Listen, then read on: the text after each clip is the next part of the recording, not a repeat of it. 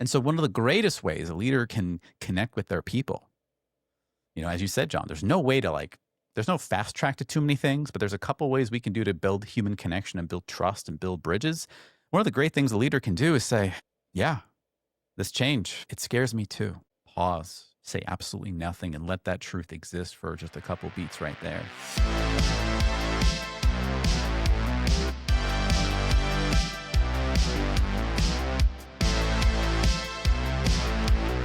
Well, hey, John. Hey, Daniel. How you guys doing? Hanging in there. Hanging in there. Yeah. It's been a week, right? It has been a week. I think they shoved extra week in there. I hope everyone who's watching this is having an okay week. And if you're not, perhaps we can empathize with you.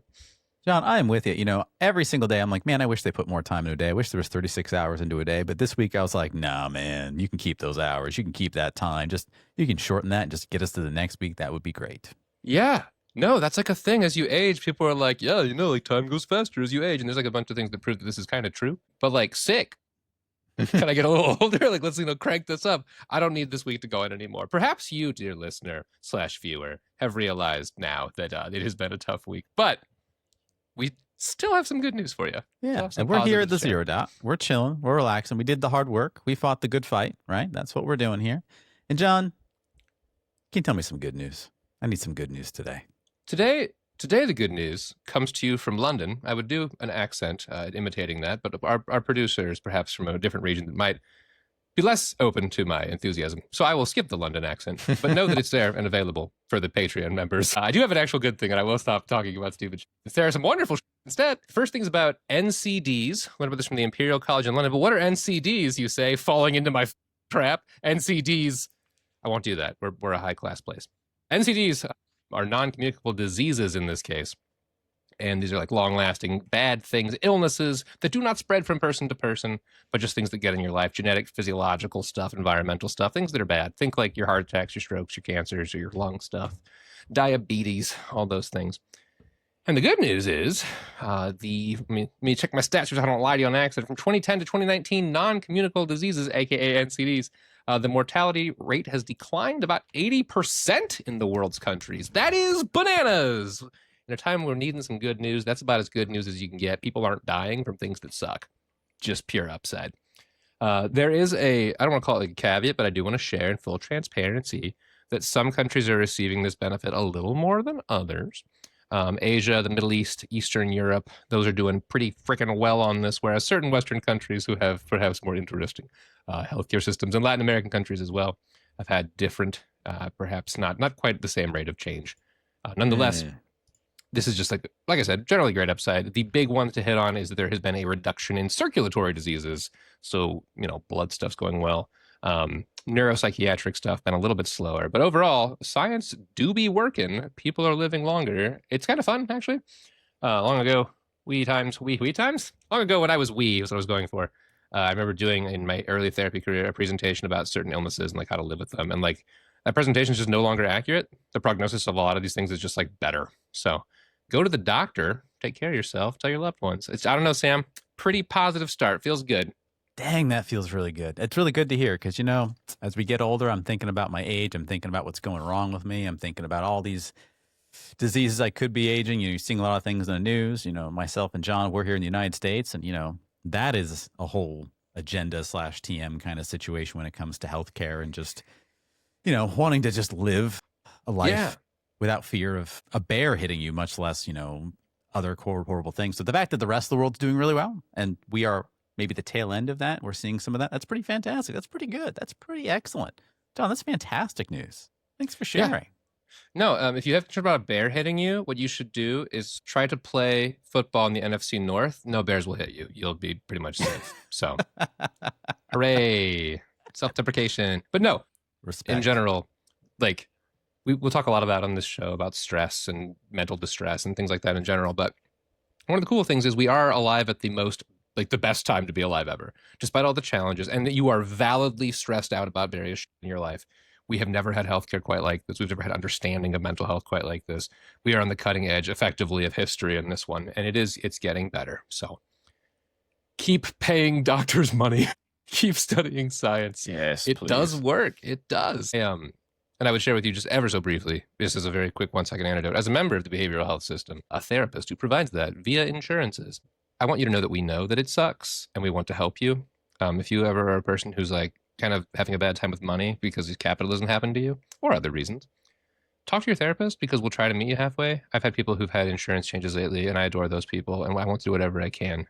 Some of us are able to take on people for free sometimes, and a lot of us do that as part of like just being a good person. So we get it, and we want to help. So be active, be assertive. You are on the right team, and we care about you. And I'm sorry, it's hard. It's not your fault.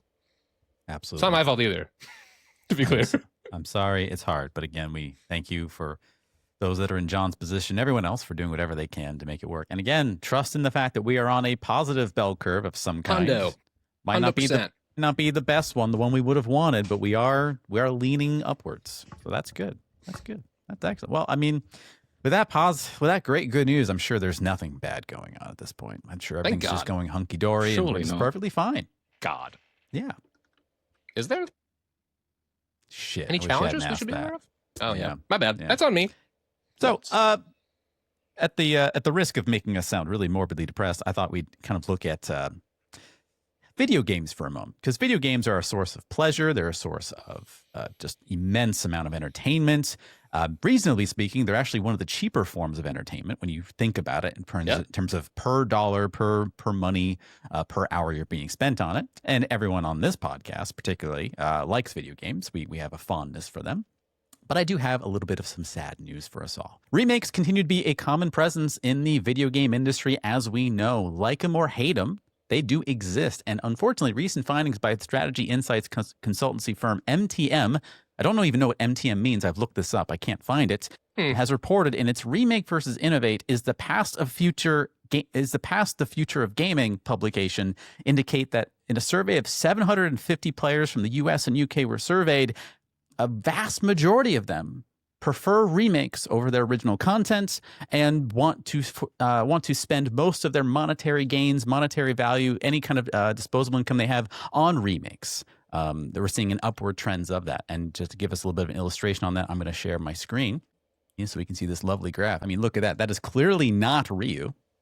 And that is clearly not Cyclops. I don't know who that character is supposed to be. And for those of you that are listening to this on the audio only version, we're looking at the actual report coming from MTM that has over 38 pages that we are disseminating right now through this study. But I mean, a couple of the highlights are, and I'll get to this splash screen right now. Only 26% of respondents believe remakes or remasters should be priced at the same level as other games. So not only do they want more remakes, they want remakes to be cheaper than the other games. 60% considered a 5 to 8 year window the optimal gap between versions. So if a game comes out within 5 years, they think it's optimal time to make a remake of that game. 5 years. 5 years. That's so dumb. That's like some a little dumb. Some games have sat in my backlog for longer than 5 years. Right. And by that point, people want a remake. Remember when we were talking about remakes as a topic? Takes me back. We should talk about that again. We haven't done that in a while. We should remake this entire segment. Let's do this segment. I like that. I feel in way 5 episodes' time, it'll be about time to go back to that topic, right? Yeah, exactly. Every 5 episodes, we just do this one again. That seems like a good idea. Yeah. 100%. Only 11% preferred intervals of 10 years or more. Here's the fact, guys. Only 11% of the 750 people surveyed think 10 years or more is equitable. They would prefer it sooner than later. Do they have stats, and I don't expect you to know this, but if they have stats about the ages of the people who they're asking to, because I bet that makes a difference. That wasn't coming through when I was reading it. But let me see. Like, totally. God, the quality of this thing. People who are just listening to this, you should look at it. It is actually incredibly well made. This is very beautiful. This is visually stimulating. 76% of people find remakes just overall appealing. They aren't put off by remakes as a whole. I'm looking for demographic information if I can find it. I think it was all mostly anonymous, but again, it was from a pool of US and UK players of all kinds. But here's I think the most startling piece of this puzzle. Approximately 67% prefer playing older games via remakes. They do not want to play. So 60% of gamers in this survey of 750 people would prefer playing the old game via a remake versus playing the original source material. And 85% of these players have never played the originals, have only played the remakes. Huh. This is really interesting. There's like a lot of stuff I want to say. If you need to present more before I ramble, I can withstand a little bit longer, but there are like a bunch of thoughts that I'm interested to share. Yeah. So getting away from the report for just a moment, I think this is bad news for a few reasons. And if you think it's good news, I want to challenge you a little bit on the why that is not. So obviously, remakes are business. Remakes make money. I'm not here to say, we shouldn't be making money off of that. Remakes offer a lot of purpose. And by the way, this report distinguishes a remake versus a remaster. A remaster is, generally speaking, some kind of port for a newer piece of hardware. Some things are upscaled, some things are fine-tuned. A remake is a full top-down bottom, full complete graphical rehaul, and usually some kind of gameplay mechanical rehaul of a remake. This is a problem because as we navigate the space in video games where we just are not preserving media at all, we are losing sight of this. This presents the problem in the sense that this study seems to suggest that players prefer the remake over the original, even though they've never even played the original. And we might be losing some beautiful, wonderful, amazing things out of those originals that could be helping us inform the future of gaming. But instead, we're focusing on the remake. We're focusing on making it equitable, making it, again, cheaper. So, developers are probably going to be using artificial intelligence or learning language models to make some of the up-res graphics easier for them. So that way it can be cheaper for them to make, and so they can make the price cheaper for everyone else. This hurts just a lot of people. And this is just basically the end result of the fact that there's no easy way. If I'm a gamer today, if I'm growing up in gaming and I have a PlayStation 5 or an Xbox Series X, or I only have a Steam library, if I want to play an older game from the PS3, how do I do it? Well, there is a rabbit hole you can go down. And we'll just call that the anywhere else rabbit hole. You can use your imagination what that rabbit hole might be. But beyond that, there's no easy way.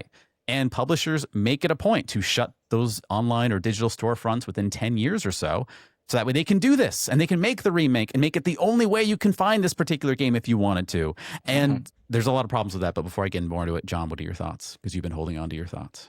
Well, some of them escaped because they're squirrely little fun, but they'll come back, I'm sure. One of the things is like, don't hear this as we think this is like, if you're taking joy in a thing you never played before, like, we're not shaming you. That's great. We want you to, find the games, love the games.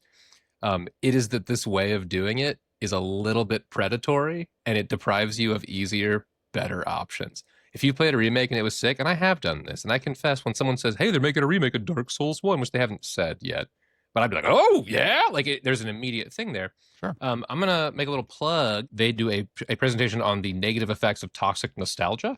And it's just like, remember this thing that's good? It's an hour long, so we shouldn't probably watch it. I'm just playing in the background. Yeah. That's Cody Johnston of Crack.com fame in the ancient days. He's a very funny man, but they go into how people will be like, remember this thing that was good? Look at it again. And this does a couple of things. One, it allows this kind of vicious economic cycle to continue. And two, is it kind of stifles new ideas, because why would I make a new thing if I could make the same thing again with a new hat and you'd pay me money for it?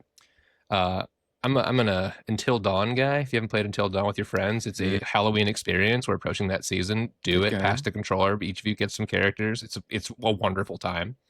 And they remade it for full price. And it came out again like a year ago. And I remember being like, oh yeah! And then like the more I sat with it, the less fun it was. But in these times when our brains have a lot of things to say, I don't know, be stressed about, we can talk about various things that are stressful out in the world if you'd like. You don't need me to. You are aware. Our brain wants to remember the things that are good and safe, and remakes trigger that. They make you feel good. They offer you a sweet little promise of gentle, better times, and it is a little bit of a loop. So, yeah, that's my main thought on it. I'm curious, Daniel, if you have thoughts, because you're an artiste, you respect the art form, and when it comes to remakes and so forth. I know you've enjoyed your share of remakes. I know you enjoy the source material. How does this report, when they say stuff like, we just want to play the remake, we don't care about the original, and we want remakes to be cheaper, how does that make you feel? I am not a massive fan of, as John touched on, the fact that it stifles forward momentum and new creative ideas and everything. It's just keep going back to the familiarity and the comfort of nostalgia. I understand why it sells. Makes us feel good. If you liked it the first time, you're going to like it a second time. You're going to like it a third time. But remaking something just for the, we can Some make money. a ton of money because Mhm. people like this thing. And if we just put it out with a fresh coat of paint, then we get more money. It's a safer bet than trying something interesting and creative and maybe taking a chance on something new because it's not guaranteed to sell. You know, if 100%. you have this crazy new idea for a game with a protagonist who can do something like that's never been seen before in games or anything like that, who knows? It could bomb, it could flop, and the investors don't want to hear that. They want to hear, no, put out a shiny new version of the thing that we know already sells. And that sucks because risk-averse. resources and talented people who could be putting their efforts and focus towards new, exciting things. And bear in mind, while all this is happening, while they're off creating all the new, exciting things that can push the medium forwards into new directions and new, interesting pathways, the old thing still exists. It's still there. Mhm. Like it doesn't go away. It doesn't vanish. Much to the chagrin of companies who try their best to make them vanish and make it awkward to access that content. I very rarely sing the praises of the Xbox, the Microsoft Xbox.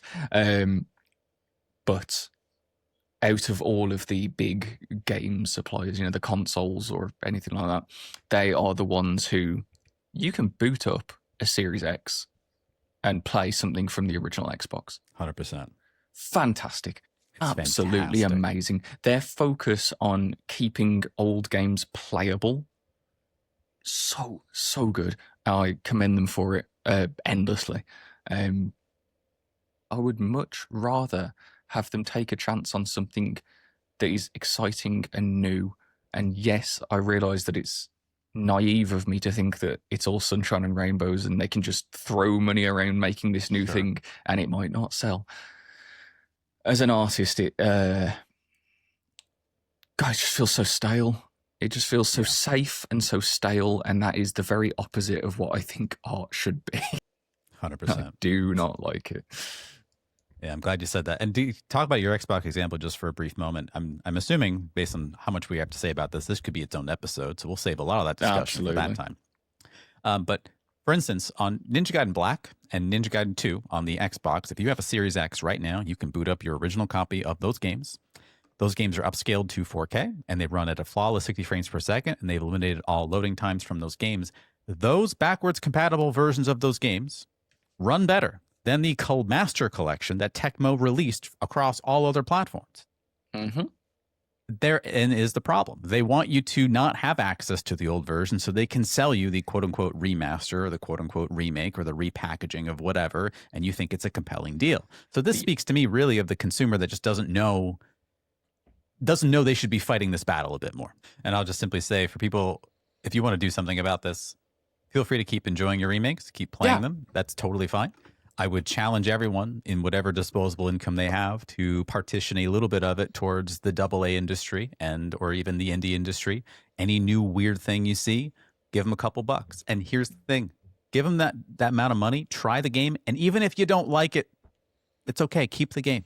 If you need to refund it, of course, go for that path. If you are not financially able to do that, that's fine. But if you have the muster to do it, give yourself the courage on a Friday night, pick up a random game for $8-10. Give it a go. Give that artist your hard-earned money. Try it. Acknowledge if you don't like it. That's totally fine, but at least you experience something new and allow yourself to do that. And who knows, you might find your favorite game through that process if you give it enough time. I know I did. It's worth it. So there you go. That's me trying to make a bad thing sound a little bit less bad. So that's the bad stuff, John. Yeah, I appreciate that it's bad stuff, but it's bad stuff with a plan. Like there's stuff we can do, and there's ways to embrace it. And also, once again, it's important to all members here of the show that if you are like, but I liked the Final Fantasy VII Remake, that's cool. We love that for you. But enjoy yourself. Don't feel bad about that.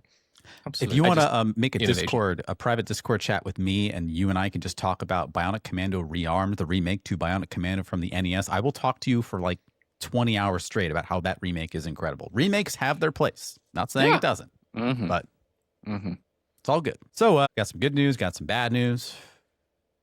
What's beautiful, Daniel? But what's beautiful? Two things. One thing is the thing that I will get to, which is my little beautiful thing that I have for you, as always, every single week. The other thing is Hades 2 entered 1.0, baby. Hey. Speaking of cool, smaller games that you should definitely play before I move on to my thing, play some Hades 2. 100%. It's the best. Anyway, not sponsored. Wish I was, please. Supergiant Games, if you want to sponsor us. Supergiant, I would cry. I would weep tears of joy. And I would sing your praises even more so than I already do. However, Greg Kasavin's one of my favorite people ever. So yes, if he wants to sponsor us, we won't complain. Anyway. Yes. Wonderful, wonderful game. Akiva Lefert or Akiva Leffert. AKIVALEFFERT. Yeah. Have converted a disused newsstand in the borough's Grand Army Plaza subway station in New York into the whimsical piece called Rex's Dino Store. So Rex's Dino Store is apparently an art installation in New York in this disused space that is part of an ongoing project to do something with disused spaces and unused spaces rather than them just sitting there and looking broken and trodden down and, and tired, making something beautiful that people can stop by and just be like, hey, what is that thing? And, have a bit of joy and have a bit of whimsy in their day when they're on their commute. So Rex's Dino Store, it's a fake shop packed with puns of products and all the kind of things. There's a snack. There you go. I was going to say, so you've got Meteoritos as Doritos in the background. Trilo Bites, which is, so you get it? Very clever, Trilo Bites. As well as the Mall Street Journal is on sale that you can pick up. And the proprietor, as you can see, is a papier-mâché dinosaur called Rex. So it's part of the Metropolitan Transit Authority's Vacant Unit Activation Program, which sounds awesome. It does. That's a great name. Wow. I think it's the word activation. It sounds really like, what? And yeah, as I said before, it's to repurpose abandoned retail spaces in subway stations as conduits for creative expression. That is awesome. Such as busking sites, art displays, and the like. So yeah, there's all sorts of fun things. I'm unsure if it's still there. I believe it's still there. If you would like to go and check it out and you live in the New York area. I just thought this was super fun. And I love things like this. Because you could be having a terrible week and it could be raining and it's grey and it's horrible and you're on your way to work and you woke up on the wrong side of the bed and it's all going terrible. And then you see a dinosaur selling the Mall Street Journal and some Meteoritos or whatever they were called. And it just injects so much fun and whimsy into your day. And I feel like we need more of this in the world. Just rather than leaving disused areas that once served a purpose, if we can breathe new life into these areas, even if it's not for anything useful, as some people would say, it doesn't serve a purpose. There you go. It doesn't. For those that are listening in, we see a very lovely Durex ultra ribbed dinosaur themed, designed to give her earth shattering experiences. Oh, wonderful! One-way valves. My yes. Cloaca dams. That is something. Sponsored by Cloaca Dams. Yes. I think this is so fun. I love it. Like, 100%. Is it useful? Does it serve a purpose? Some people would argue no. For me, it serves a very important purpose, which is just to bring some light back into people's lives. Like catching 100%. The subway, catching the train on your commute. You're going to be stoked to see a papier-mâché dinosaur selling punny snacks down on the subway. It's so good. It's so fun. We need more of this. Please, artists around the world, continue to do things like this 100%. and inject joy into our lives. I take back what I said. Supergiant, we don't want your sponsorship anymore. Rex's Dino Store, though, we would love to be sponsored by you. So Akiva Leffert or Sarah Cassidy, let us know. We'll be happy to strike up some kind of deal. All right. Specifically for your cloaca dams, which I will be saying anytime I John's can. going to say that about 5 more times today. One more time for me, please, John. Dams. Perfection. That's the short. Boom, done. So yeah. No, to follow up on that, just like from an enthusiasm standpoint, Whimsy is like the thing. Whimsy's the thing. It's how you fight depression. It's how you fight the system. Yep. It's just be silly. Love some shit. I was playing a video game you may have heard of called Street Fighter 6 the other day, and I'm in this area where all your avatars are running around and you fight each other if you want to. And there was a guy who had made a perfect replication of Gordon Ramsay, who kept calling me an idiot sandwich, following me around, saying things like I couldn't cook. I said, "Yes, chef." And he was like, "Yes, chef, sir." And I was like, doesn't even make sense. But like, I just loved that this person was like, they just devoted their afternoon to just being a weirdo on the internet. And that was a beautiful moment. So thank you for that, Nate. That's a ton of fun. That's amazing. Yeah, you're welcome. I got a lot of joy from it. So I'm glad that it's done the same for you. Yeah. I have a dinosaur joke shirt on today. So Oh, like it's that. apropos. Almost as if I Perfect. knew. Almost as if I knew. Almost as if you knew. I actually didn't. Yeah. But you did. It was calculated the entire time. It was You planned. calculated, as is everything that I do. It is Yeah, indeed. perfectly calculated and thought out, and planned meticulously. Fantastic. Well, thank you, Daniel. That does brighten my day. It's always good to know that people out there are just fighting the good fight and in whatever way they can. It doesn't have to be anything big. It can be something super small and super, just gosh darn beautiful. And we need more of that. So thank you. This is a topic that I am genuinely pumped to talk about. I always say this is my favorite thing, but this might actually be my favorite thing. And I know I always say that part too, but this one might actually be my favorite thing. Talk John, about can you bring optimism? the negativity down a little bit? You're being a little negative. I literally cannot. This is as angry and as I can be. So everything's gonna be awesome. No. So like, let's talk about optimism. That's the plan. Spoiler alert. Cue title card. Optimism versus pessimism. Optimism versus toxic positivity, and just finding ways to make your brain do positive things. So first thing I want to get to, right out the gate, is I will guarantee you a person who is watching this was just like, oh, like just immediately terrible reaction. You, dear sir or madam, are why this is being made. Because I think this is one of the many, many things from therapy world and mental health world that has a just hideously bad rap at this point, because people have been misusing it for ages. And I'll talk about for some things that optimism is, optimism isn't, and that will bring us over to toxic positivity. Spoiler alert, they are related. So I'm an optimist. And if you were to say, are you an optimist by nature? I would say, not at all. I'm like a incredibly distressed, anxious little weird meatball of a person by nature. My brain has generalized anxiety disorder, ADHD, had major depression, severe, recurrent. Those could be in the wrong order, but it doesn't matter. I'm a screwball, man. And I was raised by an awesome family of people who loved me. Nothing, they did it all right. But my brain was just like, from like the get-go, right? So my brain is predisposed to detect threats. It's predisposed to hunt dopamine, and it's very upset if it doesn't get it.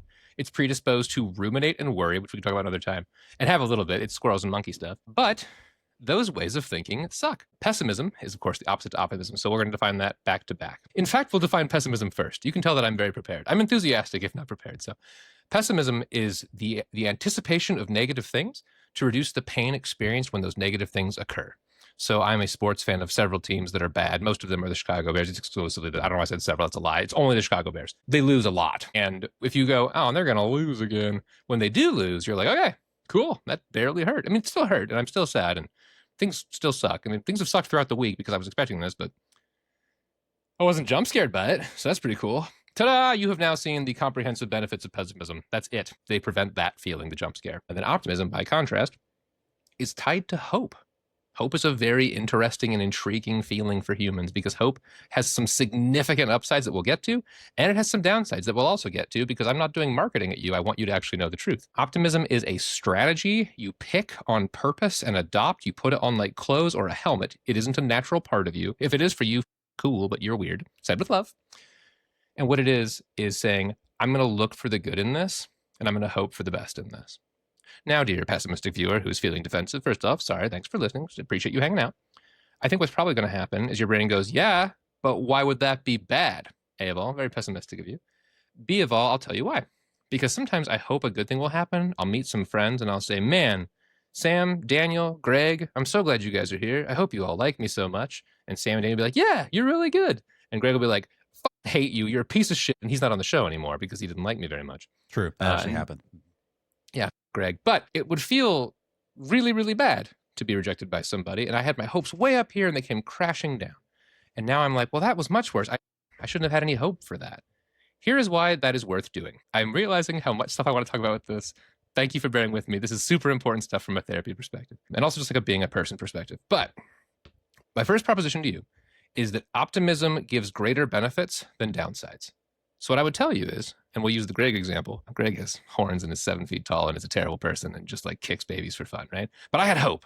I had hope that Greg would be my friend. And Greg said mean things and he said that my beard is stupid and that I'm bad at video games, just a bunch of stuff, right? That all feels really bad. I feel let down, disappointed. And then I go to my friends. I go to Sam, I go to Daniel, I say, hey, I'm all sad now. Greg was mean to me. And they listen and they care. And then that sadness that I was feeling, that hopeless, that bad pain actually gets curtailed relatively quickly. I'm kind of smiling, and we'll let you in more on this perhaps later, either in the show or Patreon. But I actually I'm having a tough time. It's been a bumpy week. And prior to the show, my two good friends that I have the sincere pleasure to be joined by here did not let me rush into this topic. They were like, no, you're feeling some shit, dog. Talk about it. And I did. And I feel so much better. So thank you both. But that's how you navigate it, right? That's the painful part of optimism is things go wrong and you feel like you can't handle it. But with a team, with even like a player on the team with you, you get the full perks. So let's talk about optimism versus being delusional. If I'm like, oh man, we're down by 60 points in this sports game, we'll probably win. Like, I don't care what game it is. It's probably, I mean, I guess if it's like 60-point increments and it's some game I haven't heard of, it's possible, but likely not going to happen. And the fervent belief that it will is not based on anything useful to you. It's based on denial of bad things. That's not optimism. That's just being silly. There's cup half full, and then this cup will give me eternal youth. One of those things is not like the others. Shout outs to a former client of mine. If you're listening to this client, know that I adore you and I miss you very much, who said, my cup is half full of broken glass. I thought that was hilarious. She was great. But the reason that I'm passionate about this is because if you are optimistic, the stats back this up, and I can grab the study if you guys want later, but you live longer. You get a straight up more time to enjoy life. You report, obviously, a higher quality of life, day-to-day satisfaction and enjoyment. And my favorite one of all is you are less likely to get sick. Is this a correlation and not causation? Quite possibly. I don't really care, though. That's just cool. And the downsides of being optimistic are, we've covered literally all of them. You will be disappointed sometimes. That's 100% of it. Some things I want to reiterate / go into from here. One is this is a choice. If you're like, yeah, but I'm not an optimist. Neither was I, dog. Like, it's a thing that I had to pick up and implement on purpose. And it's a thing that I have to kind of work on and remind myself that I am. One of the other reasons that I like it a lot is because it's a nice way of supporting your friends. And this is going to actually very conveniently seg to what it's not, which is probably the secret actual big theme of this topic, which is toxic positivity. Toxic positivity, by contrast, is a thing that I hope you haven't experienced, but I will bet you have. And it's a place where negative feelings, and also negative feelings, if they're like a therapist, you're not supposed to say that, because no feeling's negative. But they're, you know what I mean. Things like sadness, things like rage, things like hopelessness. Feelings that hurt, feelings that aren't fun, feelings that are kind of the opposite of joy. We don't let you do that. There's this idea of like no bad vibes. And no bad vibes is actually terrible. Sometimes you have to have bad vibes. If you have a friend who just watched their team lose the sports game or they lost at the video game, we'll use that one because we're all video game players here. Sometimes very rarely, but sometimes I lose in a video game. And I go, I can't beat that. That's so bad. What a powerful move, that guy. My character's not good enough. And if you are a logical robot person, you'll go, but you can beat them. You should use this option next time. That would have worked. And I'll go off and I won't feel better at all. Because in that moment, I'm having feelings, not missing data. I am missing data, but I can't have it at the time because I'm having those feelings. And what I need you to do for me in that time, if you're willing and can do it, is to go, oh, dude, that sucks. That's hard. That's a bummer. That character is pretty tough to play sometimes. That's a bad feeling. I'm with you. And I would give special props to Sam and Daniel on this. They're both incredibly good at just letting you have space for that. I really do want to reiterate, like, viewer, if you don't have friends who can do this for you, of all, nothing wrong with you. Don't take that personally. but you are worthy of it. And when you find it, it will feel so good. And I promise you, you can have it. But back to the main topic at hand, which is if somebody then, if I were, this is me, this one is me, and then this one's the other person, and I'm like, man, I'm just like feeling bad. And they're like, well, don't feel bad. You're bringing on the mood. What they're doing is they're making me feel bad longer. As I'm sure we've touched on in other episodes, emotions have one job. Well, they have a little minor, but they have one main job, which is to communicate. And if they can't communicate, they just go to the back of the queue and they're like, all right, cool, I'll see you soon. And they wait and they wait and they wait. And if you don't get to do your sadnesses, your frustrations, your angers, they do not leave the line. They will wait for decades. They will wait your whole life. And that is bad because you will keep hurting and you will feel hopeless and you will feel lost and you will feel burdened by them. But when you get to express a sad emotion, speaking from very today experience, it literally goes away. I joined the call with these guys today in a horrible mood. I'll spare you my actual specific details, dear viewer, for now, but I don't feel bad anymore. It's gone. So I can get back to being optimistic. I did the downside of this. I'm living proof today. And I'm happy to share that with you. And I get to feel optimistic again. That's pretty cool. So let's talk about how to handle when somebody has bad vibes and still is an optimist. A of all, you recognize that all bad vibes, all negative feelings, once again, 90% negative feelings, but any of these unpleasant, your sadnesses, the ones that we judge you for, like, oh, don't be so sad, don't be so angry, they're temporary. They're temporary. They're valid. You deserve to feel them, but they will pass in time. Optimism is not the denial of those feelings. Optimism leaves room for those feelings. And optimism isn't an always on switch. They were telling me, the two guys in this call, Daniel and Sam, they were asking me how I was doing. And I gave them sort of a short, like, not great answer. And then because they're good friends, they were like, no, you can do it. And I went into that space. And I told them I was really down. I was really feeling bad. I'm really struggling with some things that I don't know how to fix. And they didn't fix them for me. I haven't fixed them yet. But they listened. And then the feelings went away. And I can go back to this. If I'm being a little redundant, it's because I feel, I don't know, I'm very joyful about this as it's happening to me. But optimism is a focus, a framework of choosing to look for the positive things, of recurringly drawing yourself back to those things. It often involves gratitude. If I'm optimistic and, okay, viewer at home, this is my electric meat cookbook recipe for the day. It's called gratitude, but because you're a cool, smart viewer of the Zero Dot podcast, I'm going to give you the advanced, not the 101, not the 202, the 404.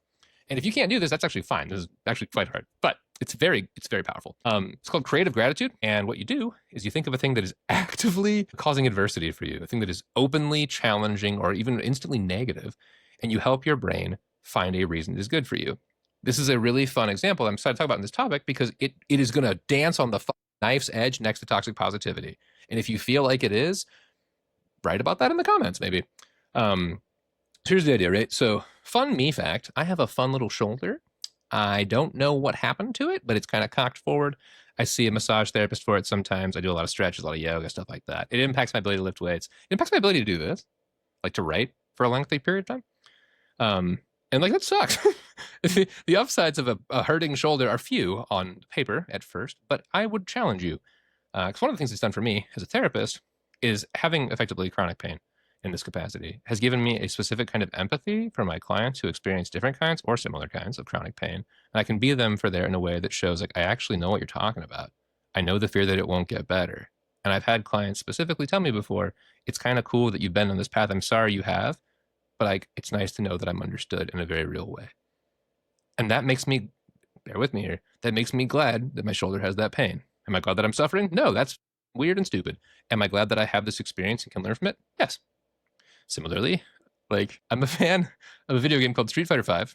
For those of you who haven't played it, it was not well received, and that is because it launched in a terrible state with survival mode and nothing else, and 4 characters, and crush counters are a tipping mechanic. But anyway, I played a game that was openly despised for a very long time by a lot of people, and still is. And that sucks at first glance on paper, but it taught me a lot of new things for me to be healed by. So for instance, when I have a friend who plays a less popular game, I understand how to treat that person. I can give them a kindness that I understand from a first-person perspective.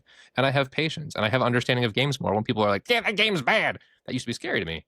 And at this point, I'm like, that's an opinion that a person has. I don't really care anymore. And it's a very healing thing. Negative stuff has stuff you can take from it. There's a topic I have to go back to, right? What I don't want to be painting for you is a picture of sunshine and rainbows. It's not like everything's good all the time. It caused me great pain when people hated Street Fighter V. So I was like, please, no, like this game. It's the game that I want to play with you. Please like it. The shoulder thing threw me into a straight up tizzy, which is a very silly way to say panic attack. multiple of them, because it was my first sign of like, you are getting older and things are failing. You don't have to feel only good feelings. And if you ever work in a place where you get told that, or you get instructed by that by people that don't be sad, and if you had parents who told you not to be sad, if they gave you this line of, if you cry and I'll give you something to cry about, boy, oh boy, that is the framework to be hurt by toxic positivity later, because someone will say, hey, we're going to be happy here. And you say, and what people hear internally is they go, oh, so we have to lie? Oh, I can't be myself here? I can't actually show you that it hurts? And that's scary. Special shout out to women, real quick. There's a problem in our medical industry, and I'm super pro doctors, super pro nurses, super pro the whole industry. I'm part of like the health field in general. This is not a knock on any professionals, but as an industry, we have this weird problem where we kind of just like, don't treat women's pain the same, and this is backed by a lot of studies, unfortunately. Yeah, There's an issue with people who are women, and that their pain is often under recognized and undertreated. And then they get this kind of interesting paradigm where they're like told like, well, you know, stiff upper lip, hang in there, and that's just how it goes. And there are times in life when acceptance is like a valid thing. For instance, if I have, I don't know, a broken leg, I have to have a broken leg for a while. That's how it goes. But this piece of toxic positivity, when this person's being told, yeah, I'm sorry, that's how it goes, but you know, chin up, thanks for coming in, you can handle it. That person starts to freak the fuck out inside because their brain's like, I have to just pretend this is okay? Oh my God. And I've worked with a lot of really brave women in my career who then get this feedback and are like, I don't want to go to another doctor because they're going to tell me the same. And I say in my cute little therapist voice, you should be optimistic because then you can, oh God. And I give them the rant and they go, I don't want to do this anymore. Don't be toxic positive to me. They say it more grammatically correct than that, but I understand where they're coming from. And I try my very best to not be, because I'm not trying to say things are okay and you haven't been wronged and that this is fine and you should just walk it off. The opposite of that, right? I want to make room for those heavy feelings. Feelings will pass and people's distress is valid. So toxic positivity and optimism are very different things. You shouldn't have to be happy. The whole like smile more, like smiling is great for you. You should smile. Like biologically, there's an imperative to smile. It's very healthy. But if someone sees you sad and they say, smile more, that's not the same. That doesn't work. Optimism only works. Optimism is based on a framework where you get to be sad. And it is safe. If you don't get to be sad, optimism turns into toxic positivity almost automatically on its own. You are a human, dear listener. And if you're not, don't listen to this. But you are a human, I suspect, or maybe a very advanced squid of some sort. And you deserve access to the full spectrum of emotions. You get to feel sad. You get to feel angry. You get to feel scared. You get to feel hopeless. Isn't that fun? And by fun, I mean not fun, but like hopeless is an emotion. It's not a state of being. It's not the truth. You feel it, and it passes. I think that's cool. It's not cool when I'm in it. It feels like a nightmare when I'm in it. But if you have good people around you, you can let that happen, and it's really, really empowering. So, 2 more thoughts, and then I actually have some questions for my friend Sam here. If you're like, all right, Merrick, because that's my last name if we haven't made that clear before. All right, Merrick, I'll try this optimism thing. I would give you some strategies for that. This is my favorite strategy, and I'm going to bring this up on like multiple shows just because people should do it. It's really good. It's scam likes. Why are you calling me right now? I'm doing a show. Rude. I have ADHD, dick. Okay. Help, friends. You're going to go through 2 small comments before asking me a question. 2 small pieces, you said. Thanks. Okay, perfect. Optimism. You can like leave that in. I want people to know how ADHD works. That's like a thing. If that happens to your brain, you're normal. That's like a thing. Have friends. Give yourself grace because it happens. The way you can practice optimism is you think of a thing you're grateful for. That's step 1. Step 2 is you share it with somebody. Step 2 is also optional. You don't have to do that, but it helps. But in so doing, you're taking care of 2 things. 1, you're showing your brain that you can choose where it drives because your brain is made of electric meat and it wants to drive to keeping you alive, having babies. That's kind of it. And after a while, once you've had babies, it doesn't care if you're alive. It really just wants to make a baby and then die because that's how evolution works. But you can say to your brain, hey, brain, you know what's really nice? This keyboard. And it feels really good to type on that keyboard. So you know what's really nice? My cute little dog curled up in the corner. We'll cut to a dog picture at some point. Or you can see what's really nice, time with my friends on an afternoon to do this podcast. Or you can see what's really nice is how awesome my character is when I'm fighting him. Or anything. And brains love doing this. So I'm doing a tip within a tip, dear listener. So please observe. Now, as I'm talking about this, and you're like, hey, John, that doesn't feel good, and I do it. That's actually good data for us. Because what's happening is your brain is saying, and I'm paraphrasing, I don't speak your brain necessarily, but it goes, we don't get to be happy about things right now. We don't get to feel good things right now. And if it's saying that, it's because it wants to talk about something painful. And that's okay. If you can't access an optimistic reframe at a certain time, you don't feel bad. That's like fine. That's normal, actually. Pausing for effect. You learn to do that in therapy school. You're not supposed to say and narrate it in real time, but that is a thing. I We did love it the badly. pregnant pause where I come from too. So Yes, 9 months of pausing, just waiting silently. But yeah. So if you can't feel the optimistic reframe, that's okay. It's your body telling you right now you're in pain. And your pain is valid and your emotions are valid, full stop, the end. They always are. Emotions are a biological process. They're like crying or pooping or farting. It's just like a thing. It's breathing. You just got to do it. But if you can, and you can feel that gratitude, just being like, ooh, I do like that thing. You know what it does for me? Omelets. I love omelets. Omelets are so diverse. You can have so many flavors of omelet. Just make a dinner omelet. It was asparagus, andouille sausage, mushrooms. Blue cheese. It was so good.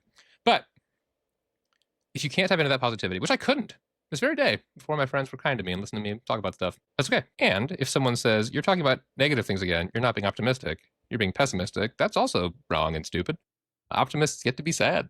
It is a framework you put on. Think of it like a helmet with glasses. Think of it like a sight you aim. I know these are all combat metaphors, but like there's this idea of like, I'm going to choose to use optimism right now to make my day better. If your football team that you like is bad, you think, well, at least I got to watch with my friends. But do be cautious with that at least, because you don't want to sell out your feelings.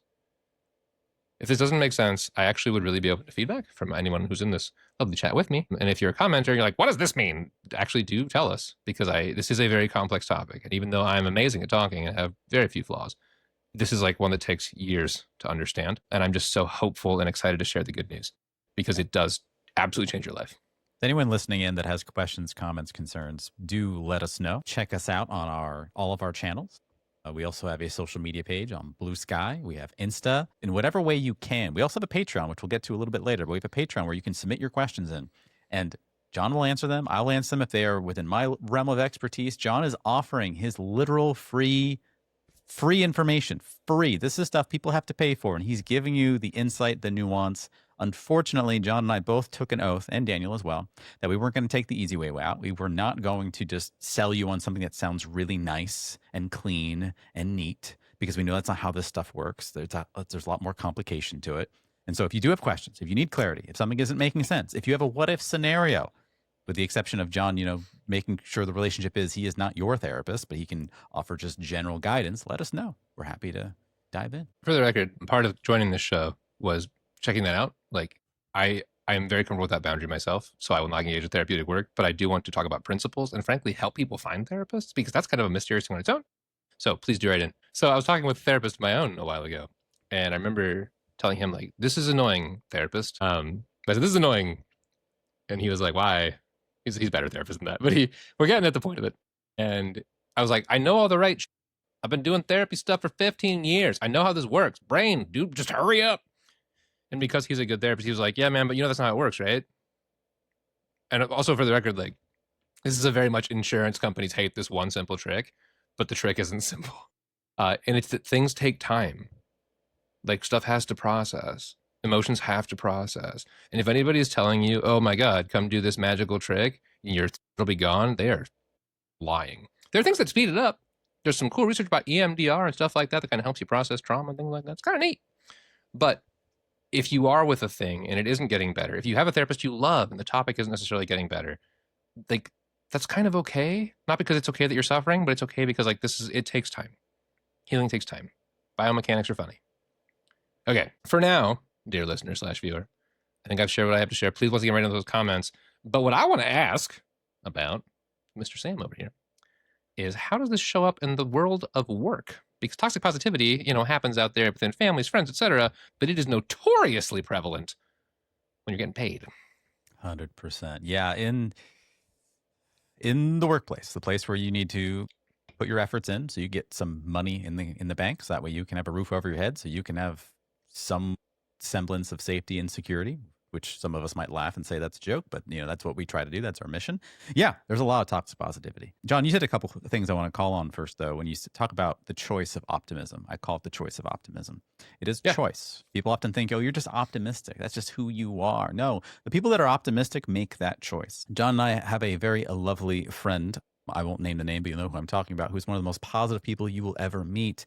And we had a very fantastic conversation. And people do not understand how much work that man does to choose optimism.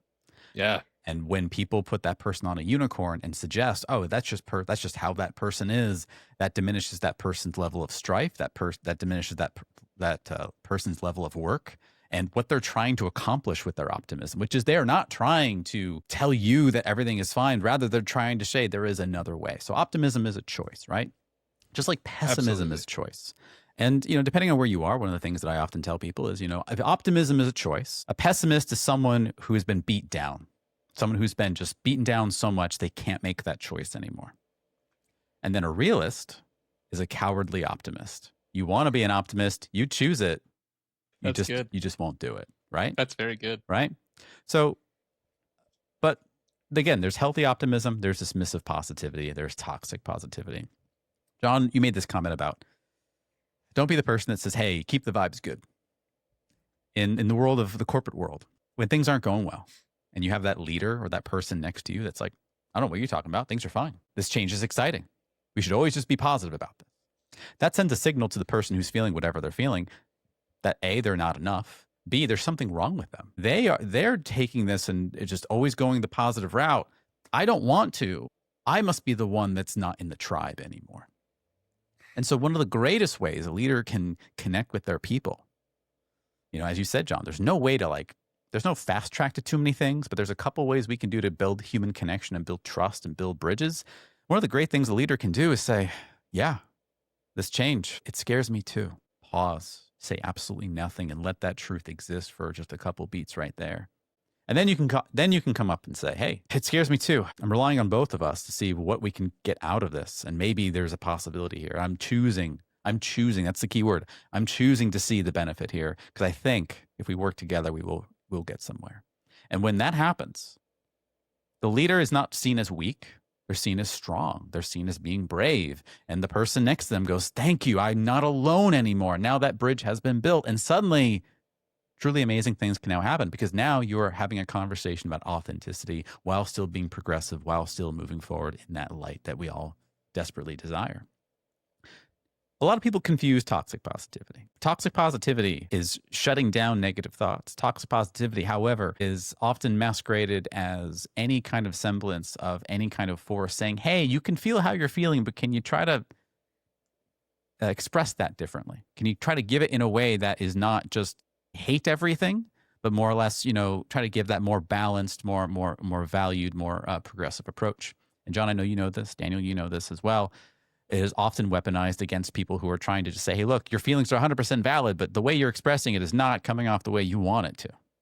Yeah. Right? That's definitely a very real thing. And that's one of the very hard things, the hard lines that people who value authenticity, who value being true, who also value being kind, and who value trying to move things forward, they have to weave that line now because now it is being spit back at them quite a lot. Toxic positivity is never going to go away. It's always going to exist. And in the workplace, it's really prevalent. You're afraid of losing your job. You're afraid of not getting that promotion. So there's always this level of I need to keep the armor about myself. In next week's episode, we're going to talk about how to live your life with value accordant principles. So that way, a lot of that stuff can basically go away and you will be the best version of yourself. And hey, guess what? That promotion you've been going for this whole time, it's probably going to happen anyway because you're just being the best version of yourself. But we won't get into that until next week. But it's very common for people to be afraid to express their real selves. And there are real reasons why you might need to armor and put a mask on, for sure. I get that. But let's be real. Let's be real. Let's allow ourselves to be real. Let's recognize when our employer doesn't want us to be real. Let's call that for what it is. Let's recognize when our employees next to us or our so-called friends don't want things to be real. Because as John said this really powerful thing about emotions. If you block an emotion, you don't address the emotion never goes away. It just stays there forever, right? Every human being on this planet is a balance of two things, human needs and practical needs. The practical need is I need a paycheck, I need healthcare, I need food, I need to exist. The human needs are I want to feel valued, I want to feel understood, I want to be connected to other people, I want to feel like I'm responsible for something, but I'm not set up to fail. I want to feel like I'm part of the solution table. Those human needs. And when we block those first, we say, I don't care about that.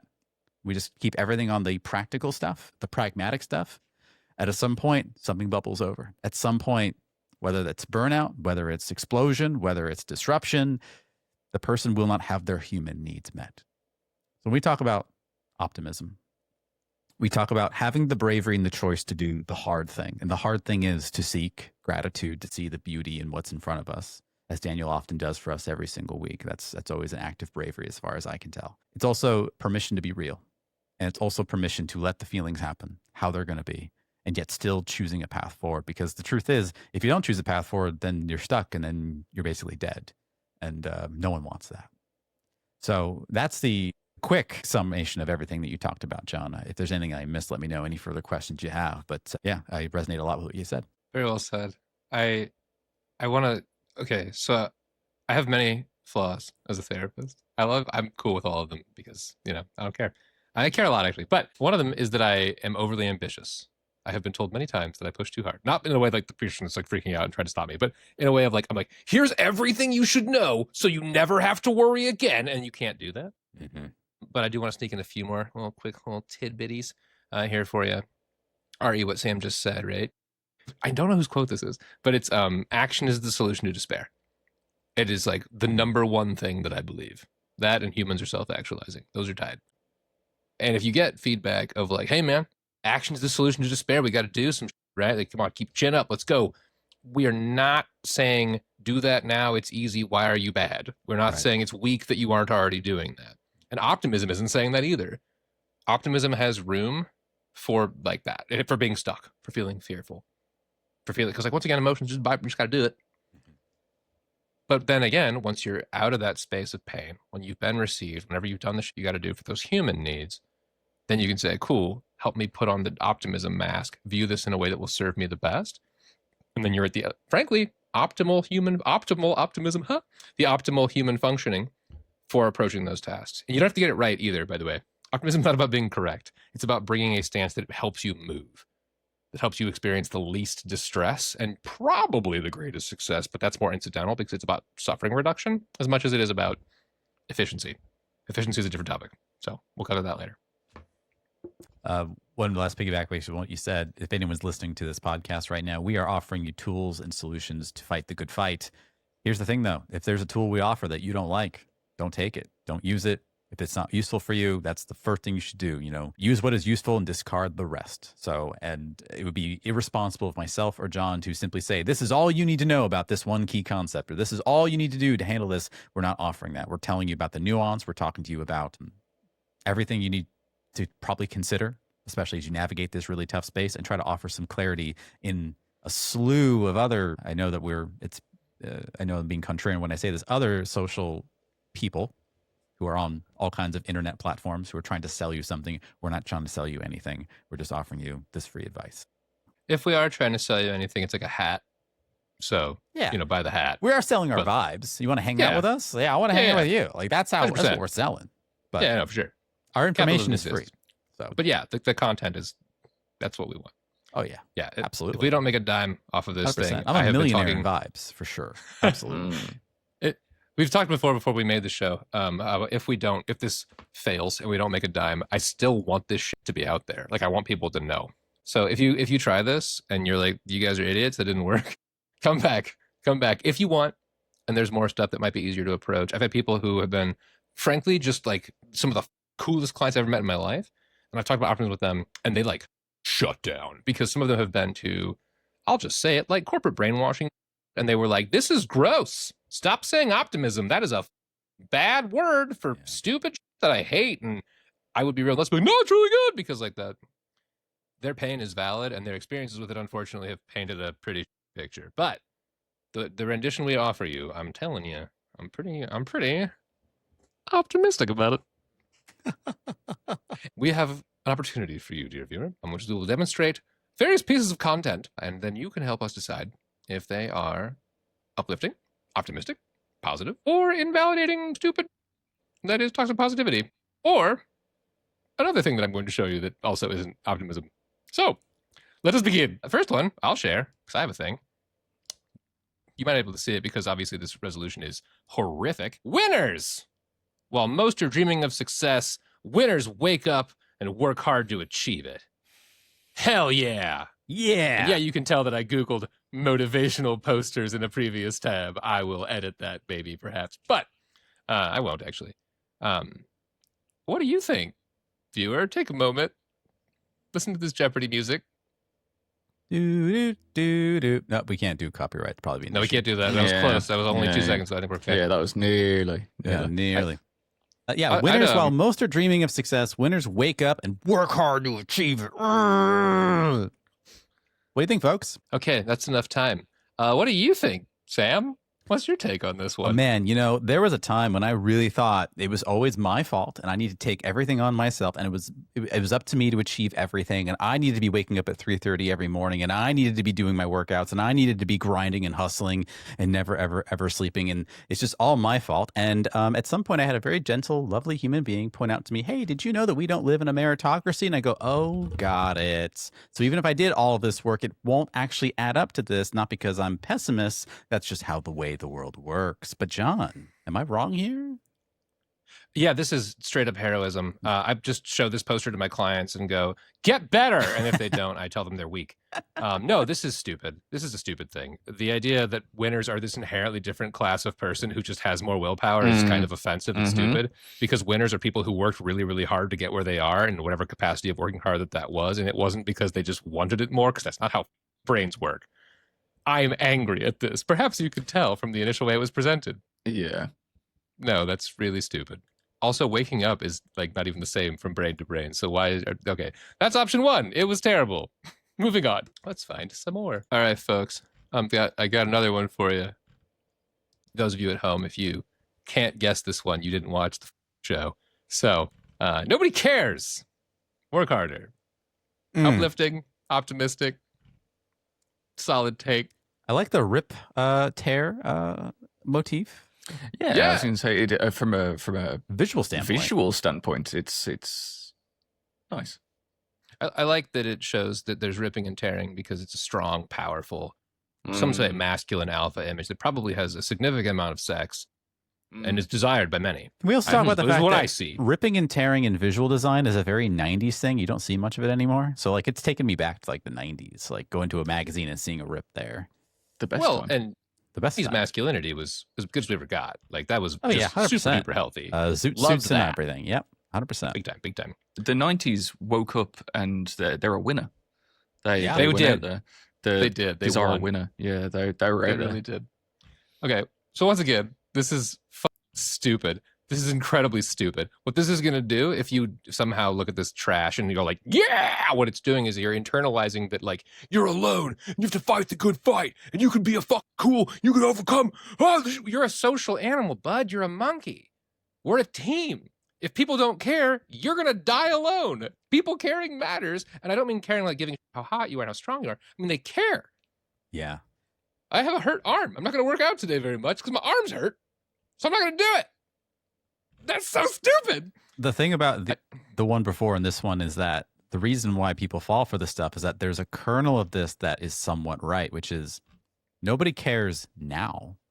So tell them and then they will care. That's the thing. It's not nobody cares, so I will just be silent to myself, work harder, and just keep muscling through it. No, nobody cares because they literally don't know what's going on in your world. They have no idea what's happening for you. So share, communicate, connect with them, and now they will care and you won't be alone. That I don't hate. Okay, I got maybe one or two more. I don't know if you guys have any that you wanted to share, but This is just a fun little silly thing. I think this is a lot of fun. It stupidly is, actually. It is kind of fun.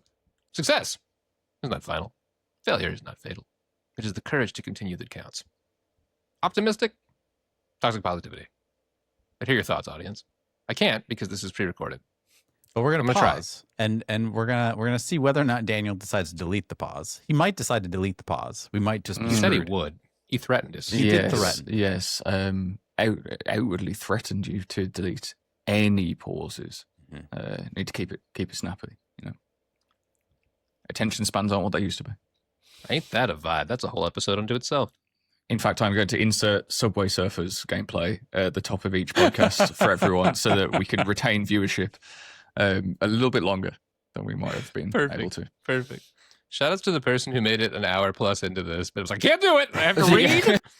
No! I don't want to be the one to tell you, dear viewer.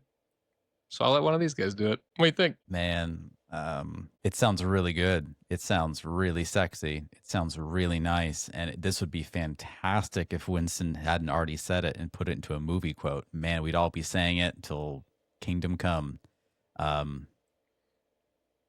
But this is a slippery slope towards toxicity. But what do you think, John? I think I wanted this one on purpose because of what you just said. Mhm. I think this one is really good, and I think it caters to optimism. But I wanted to acknowledge the slope towards positivity. You want to expand on that? Yeah. I mean, towards you know what I mean. Talk positivity. Sure. Success not being final, that's a great sentiment because you're basically implying to people, even though if you were successful right now in this moment, the journey would keep going on. Failure is not fatal. That's fantastic in most cases, except for when it actually is fatal. But we'll assume in your failure that, yes, it is not fatal. You have permission to fail, that kind of thing. And it is the courage to continue that counts. That's nice because, again, it accentuates the fact that, most inflection points are exactly the point when we quit something. If we kept moving on, we might have seen some kind of success at that point. However, this could lead to, well, you just got to keep trying to have the courage and all that good stuff. And sometimes you do have to get off the boat. Sometimes you do have to jump off. Sometimes you're in a bad boat. Yeah, exactly. This is the one I wanted to use. And maybe you can tell the format of this program here that we're doing insofar as these very ascending difficulty ones. This one has a certain keep going, which I think is cool, but keep going and stopping is very different and also sexist. Whereas the middle line there, if failure is not fatal, that reeks of optimism to me, of it's okay. We're going to keep trying. We're going to focus on how you can make a difference. You can learn here. Yeah. And it's not important that you nailed it. Yes. It's a chance for growth. This is a situation where in the right context, I love it. In the most broadest of context. Yeah, it's one of the more, it's better than the last two by a country mile. Yeah, by a country mile, for sure. And Winston Churchill was speaking about the war. So, I mean, the war that we're not in anymore. Although maybe we could argue we kind of still are. How about, all right, this is my last Final one. one. I don't feel like let's have one more. I am the only person who could do these. If one of you guys is like, I really want to do one. No, we go where the enthusiasm is. I personally do like to do this one because I have significant beef with motivational quotes when they are poorly done. So do I. But all right, here we go. Having a positive mental attitude is asking how something can be done rather than saying it can't be done.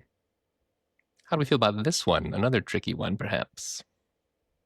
I just absolutely hate the green font. It is piercing It's my aggressive. eyes in every It's single unpleasant. way. Yeah, I there's fault Bo Bennett for that. They could have changed the hue just a bit so it would just not be as piercing. that is not readable. That is not appealing to me. Bo Bennett is shy and tried to disguise the name at the bottom. Didn't want people to know. I And see. I respect that. Creative design choice. There you go. I will vouch. Not vouch. I will speak to this one. I think this one's tricky because it is technically true. It's true in some ways, but also it leaves the hanging implication that this is the way to do it. Because you could also be like, yeah, this didn't work, and that's okay. Yeah. It doesn't have to be forcing it. Part of the question of how can it be done leaves room for it cannot. We cannot fit this 55 billion pound thing inside of a bottle. It doesn't work. Yeah. I also don't like the first part. Having a. Oh, yeah. You do not have a thing. Yeah, you are choosing to do the actions of something. Yeah. This implies that you either have something or you don't, or you must give yourself something. No, you it's innate to your person. Right. It's not. No. As we've talked about, optimism is a choice. It's an action. It's a I'm going to go down this path of optimism, and simply saying a positive mental attitude. PMA, baby. That being said, if you are someone who is coming from negative Nancy land and you're trying to adopt a more pragmatic, how can we move things forward? Not a bad one. Not a bad. If this was on your wall, if I saw this at an HR office, or if I saw that at if I stumbled across a leader who had this on their wall, I wouldn't hate it. Yeah. Because at least it showed the person is trying to move things forward along. It also shows that, hey, we have this initiative from our shareholders that's absolutely impossible. There's no way we can do it. How can we make it happen? That would be a problem too. Yeah. This one's cheating. And also I'm a loose cannon because Daniel said we should not do more, but I don't care. Here we go. This is the last one that I wanted to share. And I think I talked about this earlier in the episode. This is my favorite quote. And I will tell you the answer ahead of time, which is that this is, in my mind, the picture of optimism. Because it doesn't say what you should do. It doesn't say you should have it implicitly. It doesn't say that you're weak if you don't have it. It says, this is how you move forward. Mm-hmm. Whatever forward is, forward can be crying. Forward can be changing plans. It's doing something. Value accordant action is textbook. It's an incredibly healing thing. And we'll just get into for that our more listeners soon. who can't see what we're showing, the quote is, action is the antidote to despair. Yeah. If you are in pain, and this is like I'm gonna get rid of the quote here because I want you to look at my face. If you are in pain and it does not matter which kind, if you are going through a breakup and your heart is hurt, if you're a teenager, you're going to college, you know what job you want to do, if you are a person who is just tired of staring at the miasma of politics and shit like that, doing something is really good for your brain. There's a psychological principle that shows when you walk through a doorway, your problems feel a little less bad. And that is because your world is expanding. You remember there's more to things. That's why being on the internet is kind of dangerous sometimes, because for all the shit on the internet, it's really easy to get trapped into, oh my God, there's all this shit and I'm right here. So it's more than just go outside, but doing a thing matters. Petting your dog and showing love to a creature that's alive makes a difference. Calling a homie and being like, hey man, you want to just like, we'll go to the gas station, get a pop, hang out, makes a difference. Doing, I don't know, making art just for nobody but you. Yeah. Doing something heals. Yeah. Doing something heals. And on the work side of things, there's a lot of employers out there who are trying to micromanage people's break times and all that other good stuff. And hey, why are you pacing around? Why are you getting from your desk up to the water cooler often? I will tell you that the really good leaders out there, and those are the people that I coach, they know that's really important. It is important that when you're dealing with a difficult problem, wherever it is, whether it's home, personal, professional, whatever, take yourself out to another threshold, another door, go outside for a second, just come right back in. Just that simple action does so much, and it helps you be better than you were. I literally, when I'm working on difficult problems, I pace from my office, outside my office, into my living room, into my kitchen, into my foyer, then outside sometimes. Then I go to check the mail, even though I know there's no mail. I just do it for the sake of just opening myself up just a little bit and getting myself out of my head. Then I come back to my desk, go, oh, got it. Perfect. And a really good employer, a really great leader, a really great boss will recognize that. And if a boss is forced to manage that in whatever way that is icky and gross, then you know that's not the best environment. Yeah, I hope you do trust. And at some point, I don't like to be braggy. We don't like to be braggy. But like Sam and I aren't doing this show because we came up with this yesterday. We've been doing this for a while. We have our very respective credentials. So you don't have to trust us. You know, check your sources, learn some, do independent research. But at the same time, like I encourage you to seek empowering data. I encourage you to like find things that work. And if you're in a workplace where you do not experience this, where you're being monitored and checked and having to account for every hour, you're probably not wrong for feeling the way that you feel. Mm-hmm. Yeah. But probably, I mean, you aren't. You just aren't. I'll brag just a smidge, just a touch. John is leading in his industry. I'm leading in my industry. The difference between us is that we both have limited audiences and limited scope. We work with people one-on-one. We work in people in closed audiences. This Zero Dot is our opportunity to share with a much larger swath and give you this information for free. And that's why we do it. We want to give this to you. We want to give this to you for no other reason than we want the world to be a better place. Do we have additional services we can offer through Patreon? Yeah, but it's mostly just you want to hang out, you want to have fun, you want to be cool with us. We'd love it. If not, no worries. I don't know. I've said this before in this show and I'll probably mention it again, but like that isn't lip service. If this show never makes a fucking time, I want people to know this stuff. The world is too hard. You're not alone. The Good Guy team exists. Mm-hmm. We do like to make money because, you know, hats and, you know, coming on the Patreon, all that shit. But like at the end of the day, if you don't give us a fucking time and this shit helps you, sick. Tell more people about it. Not even for us. Like cite yourself. Be like, you made it. I don't care. Just, it's hard out there and you should have some tools to defend yourself from gestures of everything. And so take us to our Zero Dot moment. John, Daniel. Positivity is a tool, not a weapon. Let's not let it be used against us in that capacity. It is okay to not be okay, and real connection is what starts when we make the choice towards optimism. Until next time, folks, that's been the Zero Dot. You can find us on Blue Sky. You can find us on Instagram. You can find us on Spotify. You can find us wherever podcasts are aired. You can find us on YouTube. You can find us on Shorts. We're basically just going to be everywhere. If you thought, hey, you know what? These guys sound cool. I want to hear more of them. Well, did you know? For every single one of our episodes we air, there is an extended version of that is only available to our Patreon users. Bye. Bye. Goodbye.